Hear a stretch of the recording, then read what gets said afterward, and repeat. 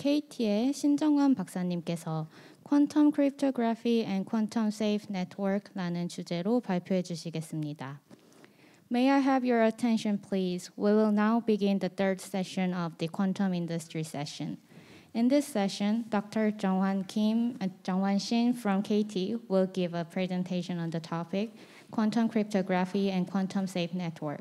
Please welcome.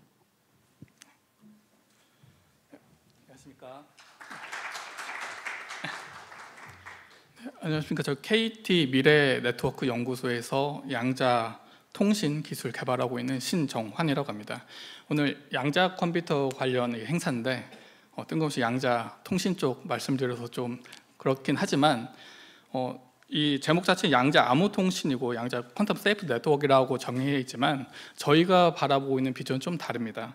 그래서 오히려 가장 마지막 장 한번 가볼게요. 발표 내용을 쭉 있는데요. 네, 오늘 양자 통신에 대해서 말씀을 드리지만 사실은 양자 통신을 바라보는 관점은 이렇습니다.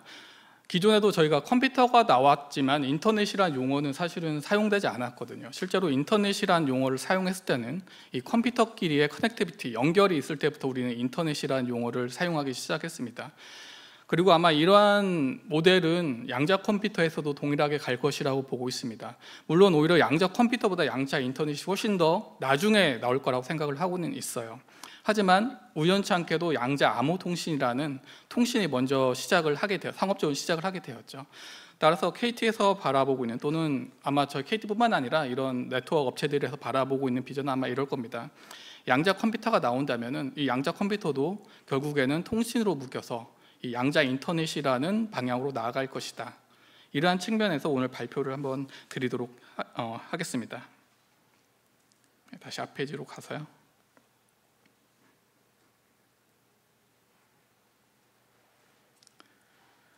네, 여기 계신 분들 아마 양자 컴퓨터에 많이 익숙하신 분들이라서 양자 특성에 대한 기호는 잠시 설명드리지 않아도 될 것 같지만 양자 암호 통신도 별다른 거 없이 그냥 그 양자 중첩하고 또 얽힘 또 불확정성의 원리를 이용해서 어떻게 하면은 양자 정보 디지털 데이터를 안전하게 전달할 수 있을까를 말하고 있는 게 일반적인 양자 암호 통신의 개요입니다. 양자 암호 통신은 84년도에 논문으로 처음에 프로토콜이 소개가 되었습니다. 양자의 중첩 또는 불확정성의 특성을 이용한다면은 저희가 원하는 디지털 정보를 외부에 도청 없이 안전하게 보낼 수 있을 것이라는 개념에서 시작을 했고요. 현재 보이는 페이지가 현재 저희가 구성하고 있는 보통 양자 암호 시스템의 일반적인 형태가 되겠습니다. 그래서 그림에서 보시면은 이 밑에 있는 장비는 사실은 기존에 저희 현재 인터넷을 구성하고 있는 일반적인 통신 장비들입니다.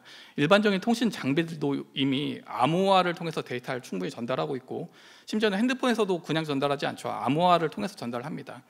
그런데 이렇게 암호화된 데이터들이 양자 컴퓨터가 나오면은 현재 암호 체계가 깨질 수 있을 거라고 판단이 되는 거죠. 현재 암호 체계가 바뀌는 건 아니고요.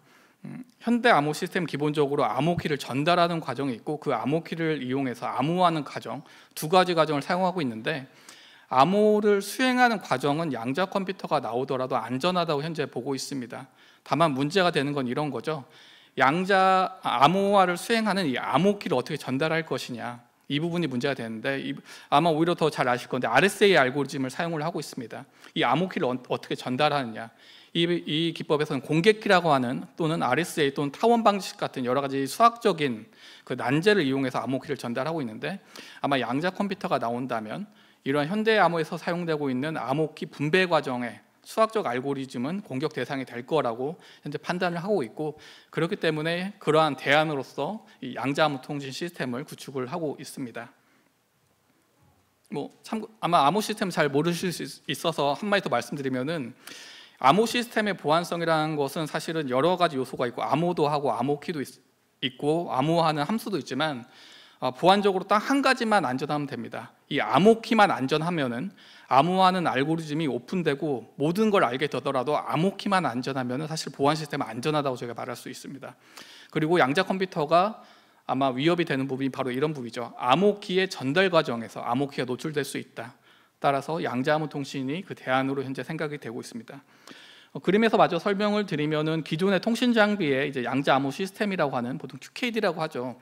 양자 키 분배 장치를 연결해서 저희가 키를 생성하게 되는데요. 이 QKD 장치는 하드웨어입니다. 현재는 아마 광을 이용해서 양자 상태를 만들고 그 양자 상태에 디지털 정보를 실어서 전달하는 과정을 하게 되고 그 디지털 정보로부터 암호 키를 만들어내는 과정을 하는 게 이 QKD 장비가 되어 있고 오늘 발표에서 대부분 에 대한 내용은 이 QKD에 대해서 말씀을 드리도록 하겠습니다. 네, 앞에서 사실은 말로 설명을 드렸던 내용인데요. 현재 보안 시스템은 공개 키를 이용해서 암호 키를 전달하고 그리고 서로 나누어 가져 있는 암호 키를 가지고 데이터를 암호화하는 방법입니다. 암호 키를 나눠 갖는 가장 쉬운 방법은 이렇죠. 사람이 직접 가서 전달받는 과정입니다. 은행 가서 아마 OTP, 예전에는 OTP를 가서 은행에서 직접 받아오셨죠. 그리고 군 같은 경우에는 사람이 직접 암호가 적힌 쪽지를 들고 찾아갑니다. 그리고 전달하고 다시 돌아오죠. 그런데 저희가 인터넷을 사용하면서 그렇게 할 수는 없잖아요. 그래서 우리가 보통 로그인을 하죠. 로그인 할 때 이 공개키라고 하는 수학적 알고리즘을 이용해서 클라이언트가 서버로 키를 전달하고 서버에서는 암호화에 사용될 키를 다시 전달하는 그런 핸드쉐이킹 과정을 통해서 실제로 저희가 통신할 때 사용하는 암호 키를 만들어내게 됩니다. 근데 이런 과정은 언제나 수학적으로 난제를 이용해서 현재 진행되고 있기 때문에 양자 컴퓨터가 나온다면은 큰 위험에 큰 공격 대상이 될 수가 있겠습니다. 그래서 양자 암호 통신이라는 기법이 나오는데 그렇다고 해서 양자 암호 통신이 완벽하냐 그런 건 절대 아니죠. 앞에서 말씀드린 것처럼 이 QKD라는 시스템은 물리적인 양자 역학에 기반을 해서 암호 키를 생성합니다. 그렇다는 얘기는 물리적으로 구현된 키라는 거죠. 그렇기 때문에 실제로 네트워크에서는 많은 보안 레벨이 있습니다. 저희가 QKD 장비를 지금 당장 핸드폰에 올릴 수는 없을 거예요.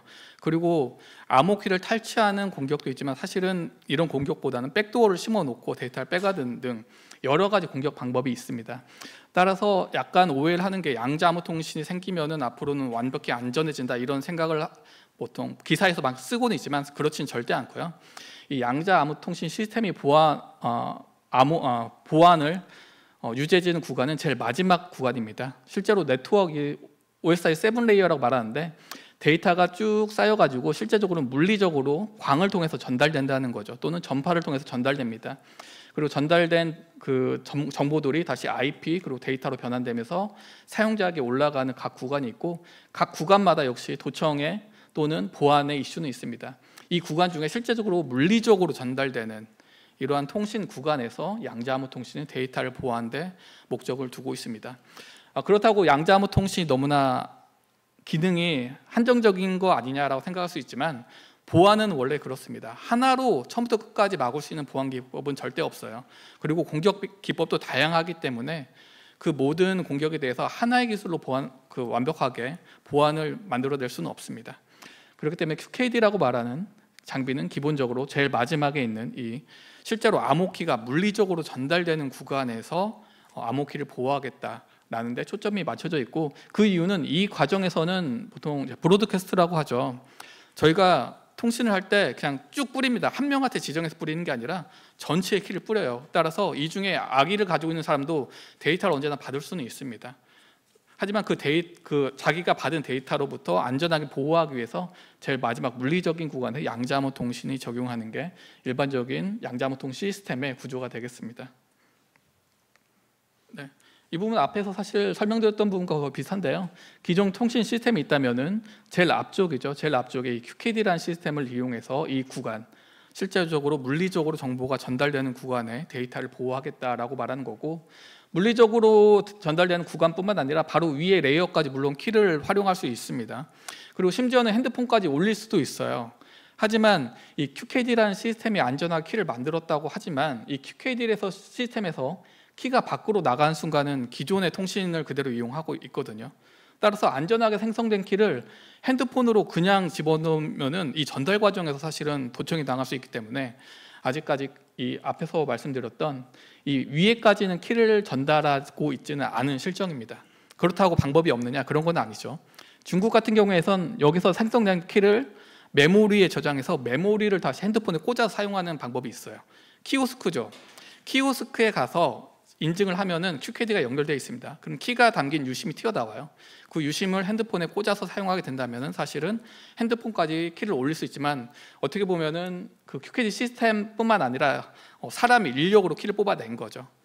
그런 구조를 가지고 키를 올릴 수는 있지만 일반적으로는 가장 밑에 있는 레이어에서 현재 암호키가 사용되고 있습니다. 네, 뭐 KT뿐만 아니라 국내 그리고 해외에서도 양자암호통신 기술은 일찍 발전했고 아마 2000년대 초반부터 상용 양자암호통신 시스템은 나와 있습니다. 그 이유가 양자암호통신 시스템은 양자 컴퓨터보다 사실 개발하기가 쉬워요. 이렇게 말하면 좀 너무나 낮추는 것 같지만 물론 어렵습니다. 그렇지만 기본적으로 메모리가 필요하지 않죠. 메모리가 필요 없는 시스템이고 양자암호통신 시스템은 기본 광을 이용해서 구현을 하게 됩니다. 광을 싱글 포톤을 만들고 싱글 포톤의 인코딩을 통해서 평광 인코딩 또는 위상 인코딩이죠. 인코딩을 통해서 디지털 정보를 전달하는 과정을 하기 때문에 기본적으로 양자 메모리가 사용되지 않습니다. 그러다 보니까 기존 광 통신 시스템에서 빠르게 어떻게 보면은 시스템적 전환을 가져올 수 있었기 때문에 빠르게 상용 장비들이 나오고 있는 실정입니다. 뭐 국내 예로서 이제 KT 말씀을 드리면요. KT가 시작한 거는 죄송합니다. 2018년부터 시작을 했는데 프로타입은 19년도에 나왔고요. 20년 해서 쭉쭉쭉 장비가 나와 있습니다. 또 QKD 장비만으로 사실은 시스템을 만들 수 있는 건 아니고요. QKD 장비 자체는 연속적으로 언제나 그 키를 만들어내는 특성이 있습니다. 기본적으로 외부에서 오는 모든 제어 시스템을 다 도청으로 판단을 해요. 시스템 자체는요. 그렇기 때문에 한번 시작을 하면은 연속적으로 암호키를 생성하고 연속적으로 생성된 키는 이 위에 있는 서버에 메모리에 저장되는 구조를 가지고 있습니다. 그리고 실제로 암호화 장비는 자기가 필요할 때마다 키를 요청하는 구조로 되어 있죠. 따라서 이 시스템은 여러 가지 있지만 사실은 제일 이 밑단에 있는 이 QKD라는 시스템에서 양자 역학의 특성을 이용해서 암호키를 생성하고 생성된 암호키를 디지털 암호키입니다. 디지털 메모리에 저장을 했다가 암호화 장비가 요청할 때마다 전달하는 구조로 되어 있습니다.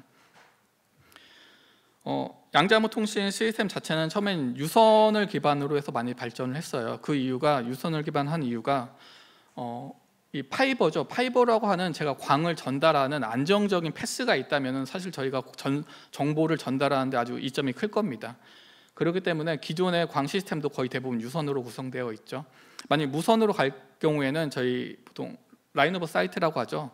무선 같은 경우는 이렇게 눈으로 가리면 빛이 차단되잖아요. 그렇기 때문에 어떤 장애물이 있을 때 전달하지 못하는 특징이 있습니다. 따라서 최초의 유선 기반으로 광을 전달하는 양자암호 통신 시스템이 만들어졌고 현재 대부분의 경우에도 이 유선을 이용해서 QKD 시스템을 구현하는 게 일반적인 내용입니다. 하지만 무선 시스템도 활용성이 없는 건 아니죠.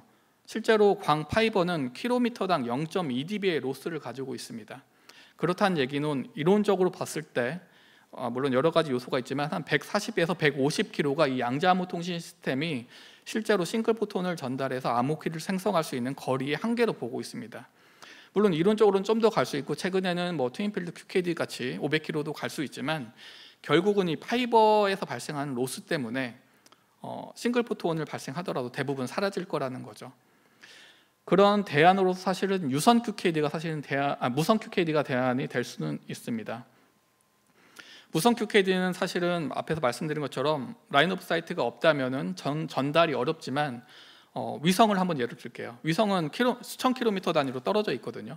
그런데 대기가 없는 우주 공간 같은 경우에서는 사실은 채널의 로스는 크지 않습니다. 실제로도 기존의 논문의 내용 보면은 이 유선 같은 경우에는 지수적으로 로스 때문에 데이터 전달률이 감소하는 반면에 무선 같은 경우에는 선형적으로 쭉 전달되는 걸 볼 수 있어요. 따라서 장거리를 위해서는 이 무선 암호 통신이 앞으로는 더 크게 예상되는 기술이고 반드시 필요한 기술이라고 보고 있고 또 하나 무선은 재미있는 특징이 있죠. 얘는 파이버가 고정적인 패스를 통해서 안정적인 전달을 보장한다고 했지만 저희가 이동하는 자동차, 드론에 파이버 케이블 꽂을 수는 없잖아요. 날아다니고 이동하는데요. 이런 이동하는 물체에 대해서도 이 무선 양자암호 통신이 어떻게 보면은 양자 정보를 전달할 수 있는 대안이 될 수 있을 거라고 바라보고 있습니다. 네. KT에서는 사실은 21년에 1km 정도 한강에서 서울 한강에서 양자암호 통신 아니고 양자 정보를 싱글 포톤을 전달하는 테스트를 했고요. 그리고 22년도에는 5G 데이터를 암호화하는데 이 자체가 앞에서 말씀드린 것처럼 양자암호 통신 장비가 암호화를 하지 않습니다. 기존 5G 통신을 하는데 무선 구간이죠. 무선 구간에 이 무선 양자암호 통신 시스템을 같이 설치해서 암호키를 생성하고 그 암호키로 5G 데이터를 시연하는 실증을 진행을 했었습니다. 그리고 QKD 장비는 기본적으로 P2P 장비입니다. 송신부가 있으면 수신부가 있는 구조죠.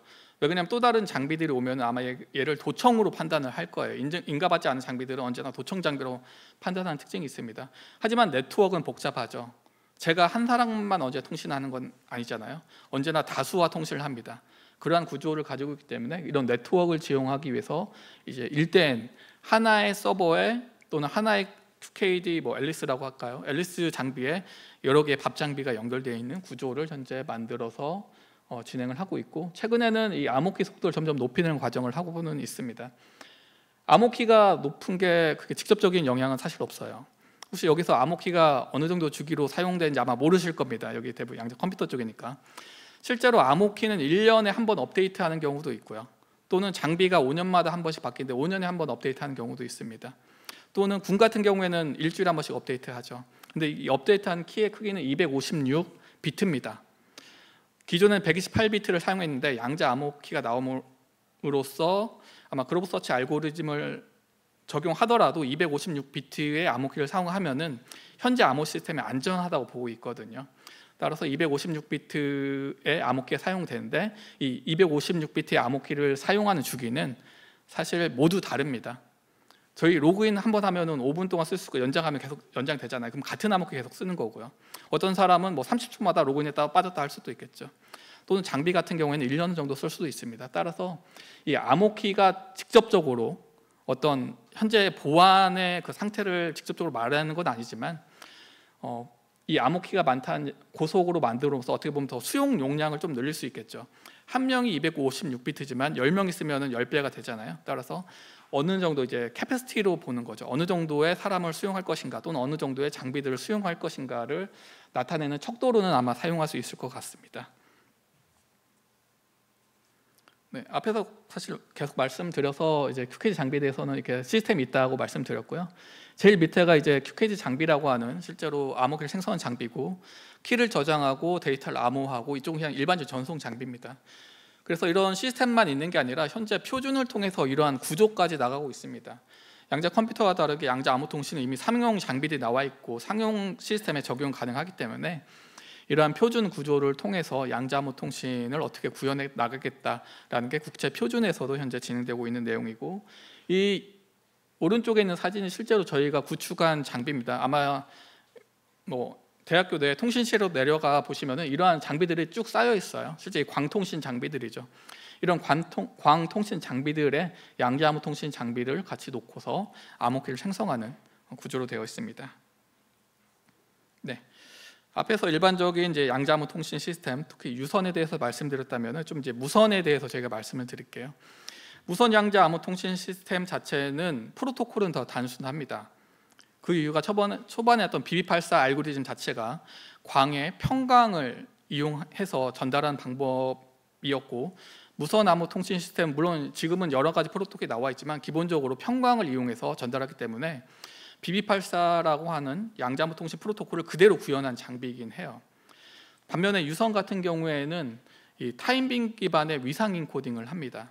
좀 다르죠. 위상을 서로 다른 위상 베이시스를 이용해서 중첩 상태를 만들고 기저를 만들고 또 타임빈을 이용해서 코헤런스를 유지하기 때문에 기본적으로 무선 장비보다는 좀 더 복잡한 구조를 가지고 있습니다. 그럼에도 무선 시스템이 좀 더 어렵다, 발전하기 어려운 이유는 단 하나입니다. 이 부분이죠. 채널이 없습니다. 채널이 프리스페이스라는 거죠.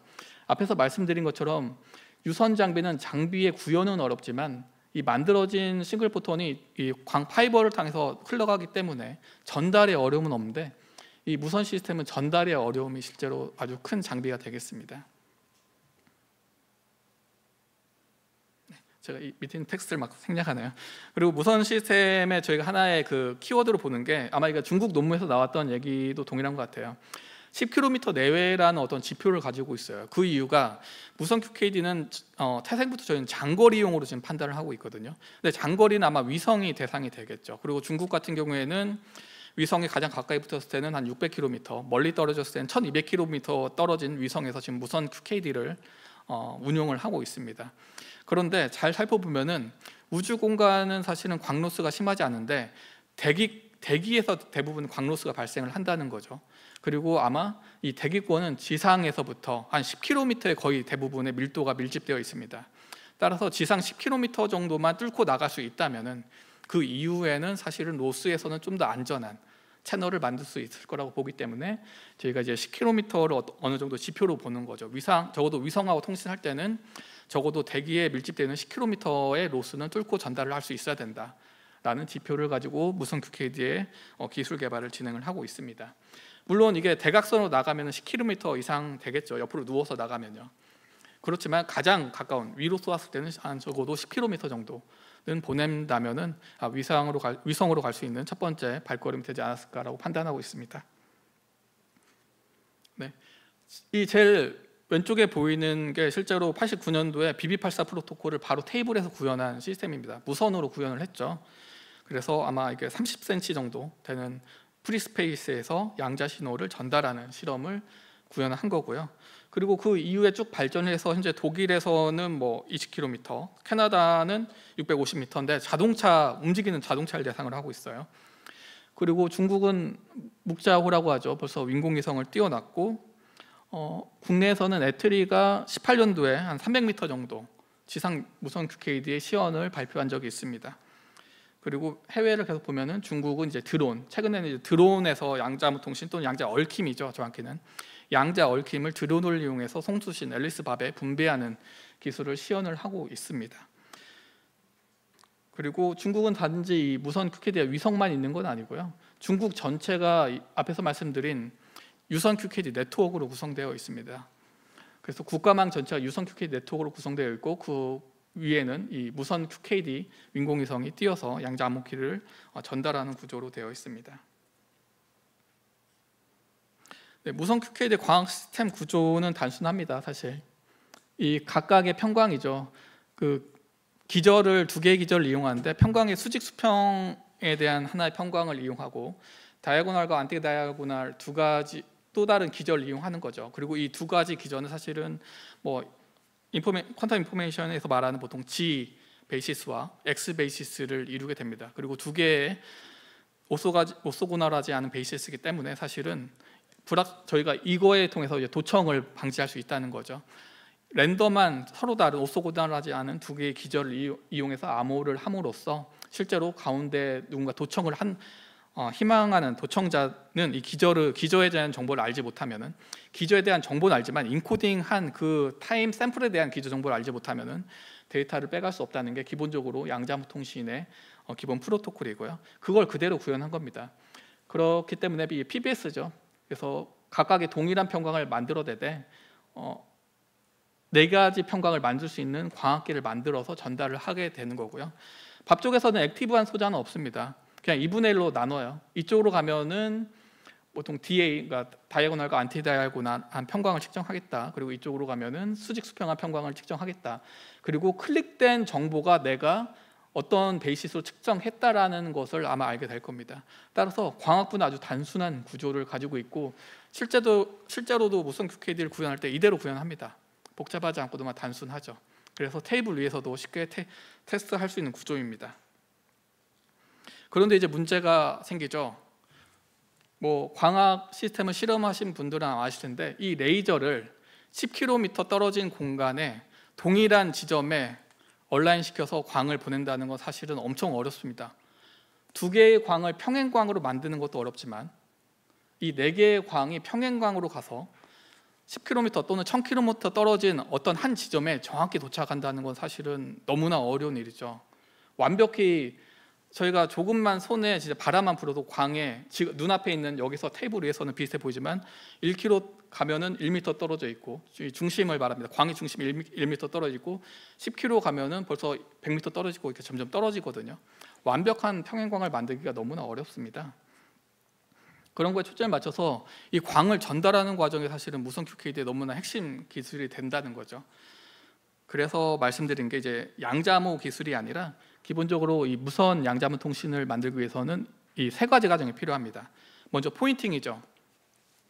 유선 채널이었기 때문에 초반에 상대방이 어딘지도 알 수 없습니다. 그래서 상대방을 찾아내야겠죠. 저랑 통신을 앨리스는 밥을 찾아내야 되고 밥은 앨리스를 찾아내야 됩니다. 더군다나 앨리스 밥이 서로 이동하는 관계라면 더 찾기 어렵겠죠. 그리고 또 하나는 서로 찾아내고 광을 전달하더라도 그 광을 수신할 수 있어야겠죠. 이 광을 내가 디텍션 할 수 있어야 되는 기능이 하나 있어야 되겠고요. 또 하나는 멈춰 있지 않죠. 위성 계속 움직이고 있죠. 처음에 찾은 위치와 지금 내가 통신을 하고자 위치는 실시간으로 계속 변하고 있을 거기 때문에 이 트래킹하는 기술 또한 필요합니다.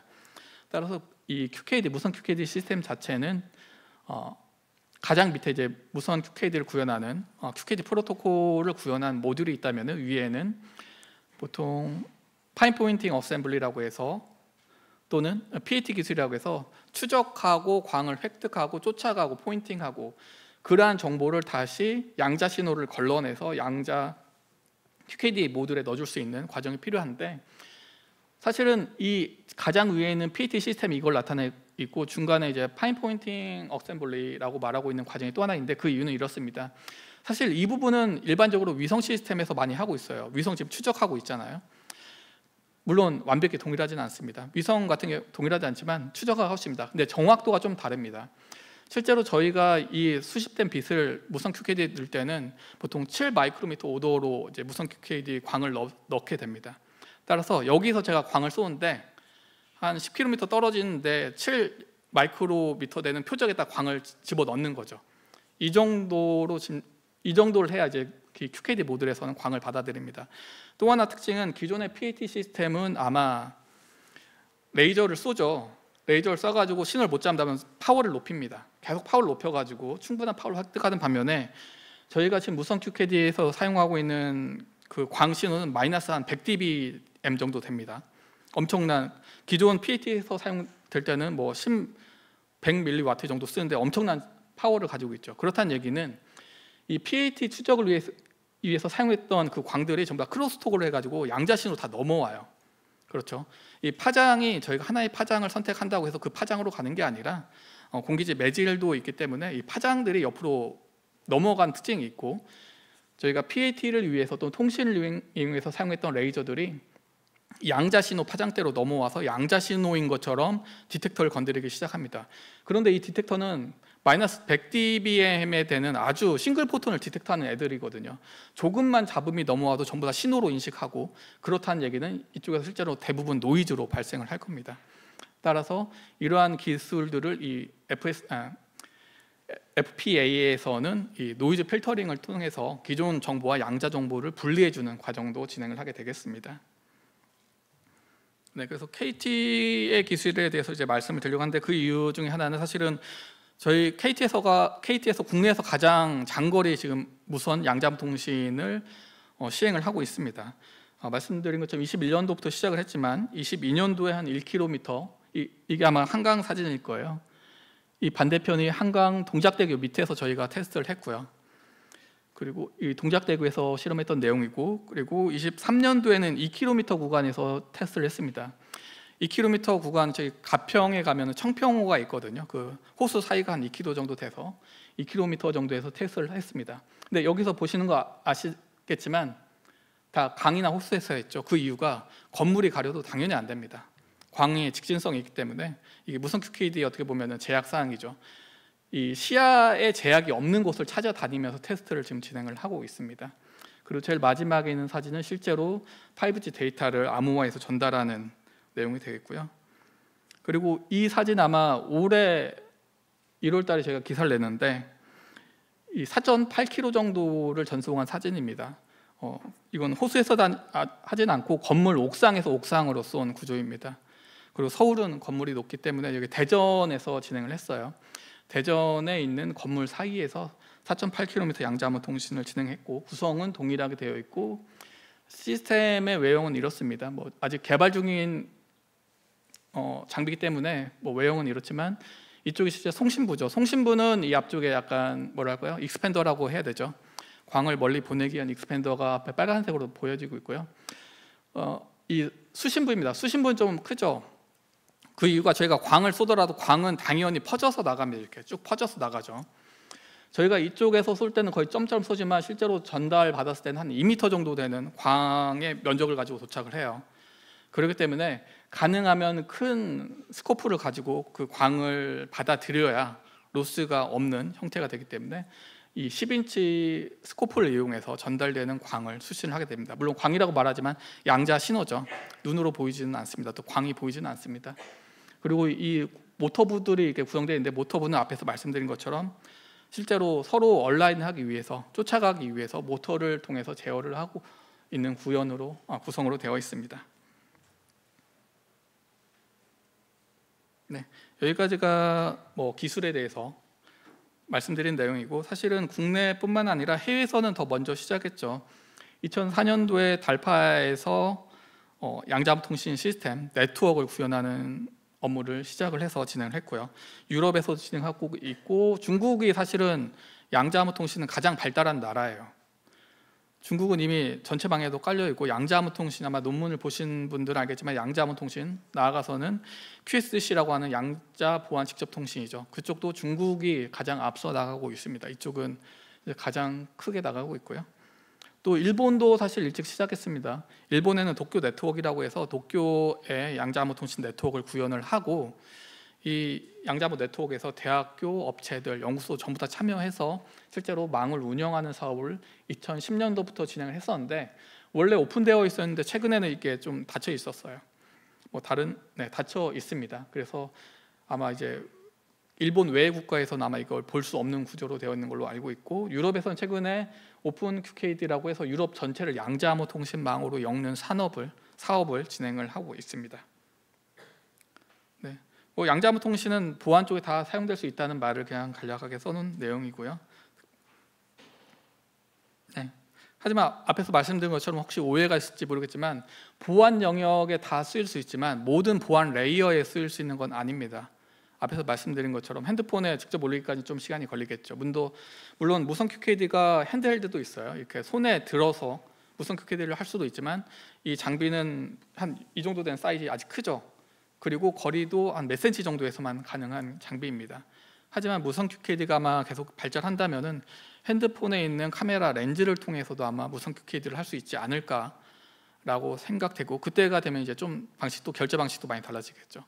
따라서 이 양자음통신 기술은 기본적으로 백본망뿐만 아니라 사용자 손에까지 올라갈 수 있는 기술로 현재 보고 있고, 계속 발전해 나갈 것으로 보고 있습니다. 네. 그리고 KT가 사실은 양자음통신을 하는데, KT 자료를 가져온 이유는 이 유선망을 KT가 가장 국내 대부분의 유선망을 가지고 있어요. 그리고 유선 기반으로 양자음통신을 하기 때문에 간단하게 지금까지 했던 말을 소개드리면은, 이건 국가 사업으로 진행된 사업입니다. 니아에서 실증 사업으로 3년 동안 진행된 사업에서 서울에서 대전, 대구, 울산, 전남까지 양자음통신망, 그리고 병원, 군 들어가 있고요, 도청 들어가 있고, 그리고 현대 로보틱스, 현대중공업, 제주도, 또 자율주행 자동차까지 전체가 들어가 있는 양자암호통신 실증 사업을 했고, 단어가 적혀있는, 원래 사법부에 일단 들어가 있습니다. 적으면 안 되는데 어디 아무튼 들어가 있고요. 많이 들어가 있습니다. 군에도 많이 들어가 있고요. 그리고 적용 분야로 보면은 다양한 분야로 현재 되어 있습니다. 그리고 무선 QKD까지 22년대에는 적용해서 여러 가지 다양한 분야에서 양자암호통신 실증이 진행이 되고 있습니다. 네, 또 하나는 최근에는 이제 은행권에도, 기존에는 은행에 적용할 수 있다고 말했지만 은행에 대한 실증도 한번 진행을 했죠. 은행의 데이터 보안을 위해서 신한은행하고 같이 양자암호통신을 적용할 실증을 했고, 저희가 또 아마 무선 QKD 장비의 세계에서 가장 좋은 기술은 현재 도시바가 가지고 있는데, KT가 도시바 현재 국내 파트너로 같이 기술 협력을 하고 있습니다. 따라서 도시바 장비를 가지고 서울에서 부산까지, 이때는 국내 최장이었죠. 서울에서 부산까지를 커버하는 국내 최장의 양자암호통신 망을 구축을 진행을 했었습니다. 네, 그 외에는 앞에서 말씀드린 내용에 대해서 사실은 좀 이제 구체적으로 어떻게 진행을 했다라고 하는 내용인데, 이 아래에 있는 망들은 거의 비슷할 거예요. 다만 저희가 진행한 내용을 보면은 이 KT 중공업이죠. 중공업의 양자암호 통신을 적용하는 이유는 딱 하나입니다. 이쪽에서 군함 만들거든요. 그렇죠. 군함 청사진 같은 게 오픈되면 안 되기 때문에 실제로 이 망을 구축하고 이 망 내에서는 이 VPN의 암호키를 사용함으로써 이 군함, 그러니까 조선에 대한 청사진을 서로 전달하는 과정을 현재 구축을 하는 케이스고요. 또 하나는 이제 군입니다. 군하고 지자체 드론인데 재밌는 게 군이 CCTV를 모니터링하면은 행정부에 주지 않아요. 행정부에서 CCTV 모니터링 하면은 군한테 주지 않아요. 서로 다른 기관이죠.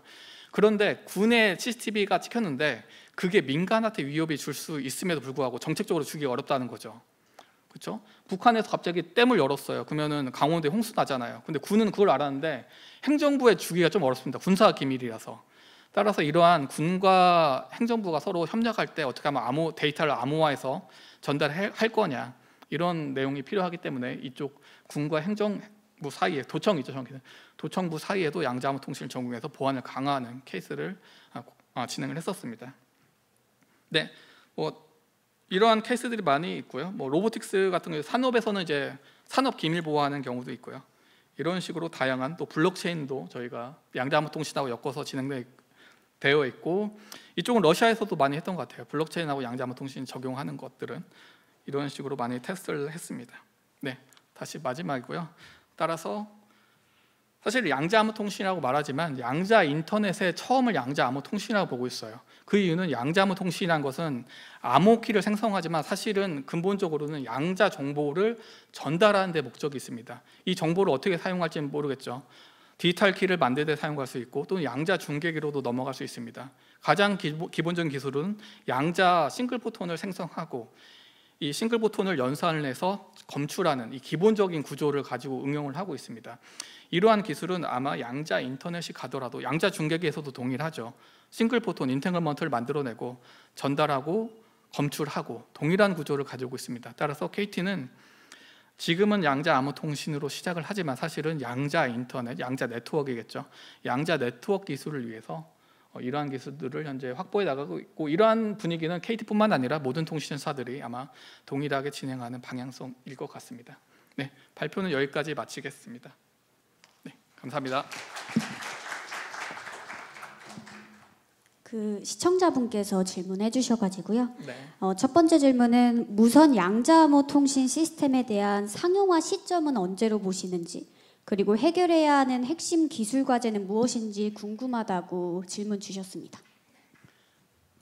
네, 무선 QKD 상용화는 사실은 중국은 했다고 봐야죠. 이미 이 위성을 띄워가지고 실제로 국가망의 운영을 하고 있고, 무선 QKD를 유럽과 연계해가지고 유럽에 있는 데이터를 암호화해서 중국에서 통신을 하는 것을 이미 구현을 했습니다. 따라서 세계적으로 보면 중국이 앞서 나가고 있지만 이게 또 상용 장비는 나와 있지만 상용화는 아닌 것 같아요. 왜냐하면 아직 저희가 비용을 상용화라고 말할 때는 비용을 발생해서 일반인들이 쓸 수 있는 또는 적어도 많은 기관들이 쓸 수 있는 구조를 생각하는데 아직 그 정도는 아닌 것 같고요.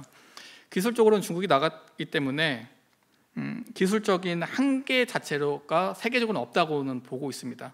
다만 우리가 어느 정도 빨리 투자를 해서 이쪽 기술을 따라가느냐가 더 중요한 거지, 기술적으로 이미 중국이 있기 때문에 증명이 되어 있는 기술로 보고 있습니다. 네. 네, 답변 감사합니다. 시기는 한 5, 6년 정도 보고 있어요. 왜냐하면 6G 할 때 이제 위성을 띄울 텐데 6G에서 위성을 띄우면서 양자암호 통신 기술을 아주 중요하게 보고 있습니다. 당연히 무선 기술이겠죠. 따라서 만약 이러한 시기가 맞춘다면 30년 정도 넘어가면서는 무선 QKD 기술이 좀 더 보편적으로 사용되지 않을까라고 생각하고 있습니다. 네. 두 번째 질문도 올려주셨는데요. 양자 통신 기술을 양자 프로세서 사이의 통신에 활용할 수 있나요? 라고 질문 주셨는데요. 만약 불가능하다면 그 기술적 이유가 무엇인지 설명해 달라고 요청하셨습니다. 네, 퀀텀 프로세서라고 하면 아마 퀀텀 프로세서 유닛을 말씀하시는 것 같고요. 물론 광으로 된 QPU가 있다면은 양자암호 통신 기술을 적용해서 사용할 수 있을 거라고 보고 있습니다. 양자암호 통신 기술의 기본 기술이겠죠. 사실은요. 연산을 하고 그 광이죠. 광을 연산을 하고 검출을 하는 과정을 QPU에 사용할 수 있겠지만 아마 광 기반 프로세스 유닛은 아마 중국에서 하고 있고 최근에 애틀에서 하고 있지만 대부분은 아직 광 기반이 아니기 때문에 가능은 하지만 어느 정도 사용될 수 있지는 잘 모르겠고요. 또 하나는 이렇습니다. 이 파장대가 좀 아마 다르겠죠. 저희가 지금 사용하고 있는 것은 통신 파장대를 주력으로 사용하고 있는 기술이 발전하고 있는데 QPU에서 사용하고 있는 광 기반 QPU는 어떤 파장대, 어떤 광을 사용할지에 대한 이슈도 있습니다. 그 이유가 검출기에 대한 이슈가 있습니다. 검출기가 파장대에서 통신에서 사용되는 검출기는 파장대마다 서로 다른 그 효율을 가지고 있습니다. 따라서 1500대의 검출기는 보통 20% 효율을 가지고 있고 780 나노미터대 파장의 검출기는 한 80% 이상의 효율을 가지고 있습니다. 또 나노와이 디텍터 같은 경우에는 효율이 90% 넘어가는 효율을 가지고 있죠. 따라서 서로 다른 파장에 따라 다른 효율이 가지고 있기 때문에 적용 가능하지만 검토해야 될 사항도 많다라고 보고 있습니다. 네.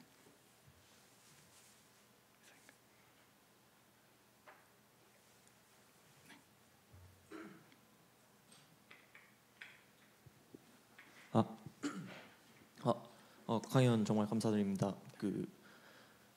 혹시 궁금한 게 양자 정보통신을 뭐 실제로 상용화함에 있어서 제가 보기에 장비가 크다는 게 상용화하는데 좀 장애물이 될 것 같습니다. 그러면은 혹시 양자 정보통신을 상용화한다면은 뭐 예를 들어서 KT 같은 통신사에서 정보를 모으고 통신사에서 전송할 때 QKD 기술을 쓰는 방식으로 보고 계신지, 아니면은 뭐 말단 유저에서 통신사 사이로 정보를 주고받는 과정에서도 QKD를 적용할 수 있는지가 궁금합니다. 네, 뭐 두 가지 다 가능하다고 보고요. 말씀하신 것처럼 장비가 아직 크죠. 그런데 뭐 컴퓨터도 컸지만 작은 컴퓨터 나오듯이 현재 이 PIC라고 하죠. 광 직접 회로를 현재 QKD는 만들고 있고요. 우리나라에서도 국책과제를 통해서 벌써 한 2-3개 과제가 이 컸던 장비를 한 손톱만하게 작게 만드는 과정을 진행하고 있기 때문에 아마 장비는 곧 작아질 거라고 생각을 하고 있습니다. 따라서 이게 장비가 작아진다면 말단까지 사용할 수 있고, 지금도 개인은 아니지만 사무실까지는 양자무 통신이 저희가 확장이 되어 있어요. 물론 장비가 좀 크긴 하죠. 스위치 장비가 좀 크긴 하지만 사무실까지는 양자무 통신이 지금도 나갈 수 있는 형태입니다.